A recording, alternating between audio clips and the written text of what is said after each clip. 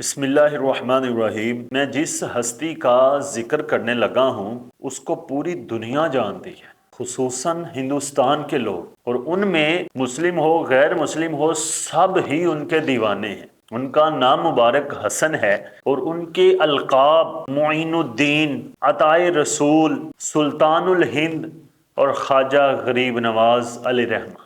آپ کے یہ القاب ایسے ہی نہیں پڑے بلکہ آپ ان القاب کا منبع تھے۔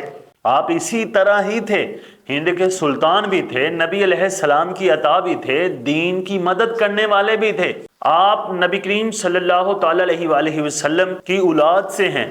حضرت خواجہ غریب نواز علیہ رحمہ حسنی حسینی سید ہیں۔ آپ سجستان یا سیستان کے علاقے سنجر میں پیدا ہوئے اور آپ کے والد محترم سنجر کے امراء رؤساء میں شمار ہوتے تھے، اور ساتھ پرہیزگاری میں بھی کمال رکھتے تھے، عبادت اور ریاضت میں کامل و اکمل تھے، اور آپ کی والدہ محترمہ نہایت ہی نیک تھی۔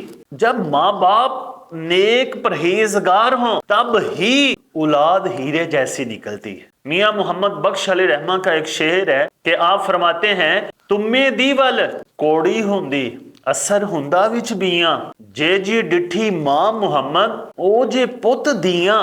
حضرت خواجہ غریب نواز علیہ رحمہ کی سب سے پہلے آپ کے والدین نے اچھی تربیت کی۔ اس کے بعد جب آپ کی 15 سال عمر ہوئی تو آپ نے سمرقند کا سفر شروع کیا۔ سفر کیوں کیا؟ علم حاصل کرنے کے لیے۔ وہ مسلمانوں کے گھر پیدا ہوئے تھے، مسلمانوں کے بچے علم ہی حاصل کرتے ہیں۔ آج کل کے ملنگوں کو کیا پتا کہ خواجہ غریب نواز علیہ رحمہ نے یہ مقام ایسے ہی نہیں حاصل ہوا۔ اللہ کا جو بھی ولی ہوگا وہ جاہل نہیں ہوتا، وہ ہمیشہ عالم ہوتا ہے، اس کو علم ضرور ہوتا ہے۔ اکثر اولیاء مدارس میں پڑھتے ہیں اور پڑھاتے ہیں۔ اگر کوئی اللہ کا ولی باقاعدہ طور پر کسی مدرسے میں نہ پڑھا ہو تو اس کو علم لدنی اللہ عطا کرتا ہے۔ ایسے ہی دعوے نہیں ہو جاتے علم لدنی کے، اس کے لیے بھی پرہیزگاری اور تقوی ہوتا ہے۔ حضرت خواجہ غریب نواز علیہ رحمہ نے اپنے حصول علم کے لیے سمرقند کا سفر کیا اور سمرقند جا کر حضرت شیخ شرف الدین علیہ رحمہ سے پڑھتے رہے، اور پھر علم کی پیاس اور تیز ہوئی تو پھر بخارا چلے گئے۔ یعنی علم کے جو سمندر علاقے تھے ہوتا زن ہوئے، کبھی سمرقند کبھی بخارا۔ حضرت حسام الدین علیہ رحمہ سے علم حاصل کیا۔ حضرت خواجہ غریب نواز علیہ رحمہ نے حضرت حسام الدین علیہ رحمہ سے ہی تکمیل علم دین کیا، اور اس کے بعد پھر روحانی علاج کے لیے، اپنے دل کی صفائی کے لیے بزرگوں کی زیارتیں کی، بزرگوں کے پاس بیٹھے۔ وہ کیسے کیسے بزرگوں کے پاس بیٹھے؟ حضرت غوث اعظم کے پاس بیٹھے۔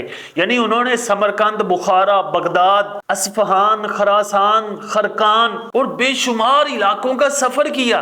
بزرگوں کے پاس بیٹھ کر اپنا ظاہر و باطن صاف کیا، اور پھر حضرت سلیمان ہارونی علیہ رحمہ کے مرید بنے، چشتی سلسلہ کے مرید بنے۔ ہندوستان کیا لینے آئے تھے؟ وہ کاروبار کرنے کے لیے؟ نہیں نہیں نہیں، انہوں نے جو علم پڑھا تھا، جو بزرگوں سے ظاہر و باطن کی صفائی کے طریقے پڑھے تھے، جو ان سے سیکھے تھے، وہی لوگوں کو بتانے آئے تھے۔ ہندوستان میں ہندو ہی رہتے تھے، مسلمان کوئی تھے، چیدہ مسلمان تھے۔ پھر جب حضرت خواجہ غریب نواز علیہ رحمہ ہندوستان تشریف لائے، یعنی اتنے بزرگوں کا فیض حاصل کیا، ظاہری باطنی علم حاصل کیے، وہی ظاہری باطنی علم لے کر ہندوستان میں آئے، پھر لاکھوں لوگوں کو مسلمان کیا۔ ایسے ہی مسلمان کر دیا؟ نہیں، پہلے علم حاصل کیا، اس پہ عمل کیا، لوگوں نے وہ اخلاق دیکھے، انہی اخلاق کی وجہ سے آپ کے ہاتھ پر لوگ بیعت ہوتے تھے۔ آپ سادہ زندگی گزارتے تھے، آپ نے کبھی کسی کی پردہ پوشی نہیں کی، آپ نے کبھی کسی کے عیب ظاہر نہیں کیے، آپ ہمیشہ لوگوں کی پردہ پوشی ہی کرتے تھے۔ میں یہاں ایک بات بتاؤں کہ ہمارے لوگ، ہمارے اولیاء اکرام کا یہ حلیہ نہیں بتاتے کہ یار انہوں نے پڑھا تھا، پڑھایا تھا، دین سیکھا تھا، سکھایا تھا۔ ان کی کرامتیں بیان کرتے ہیں۔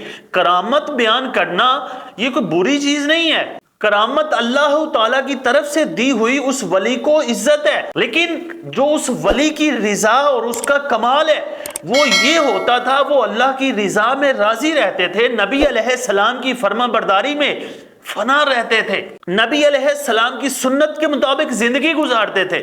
ہمارے خطبہ صرف ولیوں کی کرامت بیان کر کے لوگوں کو یہی بتانا چاہتے ہیں کہ ان کے اور کچھ نہیں تھا۔ اصل یہ بات نہیں ہے۔ ولی کا اصل مقصد اور ولی کا ذکر اصل یہ ہے کہ ان کی سیرت بیان کی جائے کہ انہوں نے ساری زندگی کیسے گزاری۔ ایسے تو نہیں نہ گزاری جیسے ہمارے خطبہ، ہمارے ملنگ احباب گزارتے ہیں۔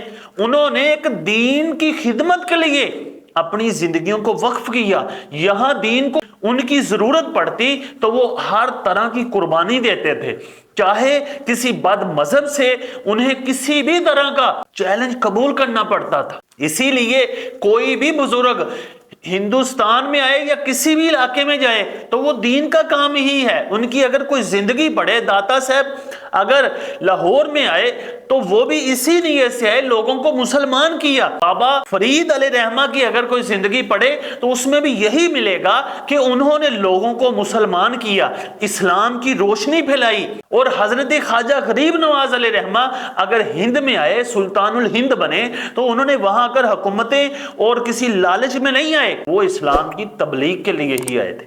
لہٰذا ہمیں بھی چاہیے کہ ہم اپنے بزرگوں کے نقش قدم پر چلتے ہوئے خود بھی علم حاصل کریں اور علم پر عمل کریں، اپنے اخلاق اچھے کریں اور لوگوں کو اچھے اخلاق کی تعلیم دیں۔ اللہ تعالیٰ عمل کی توفیق عطا فرمائے۔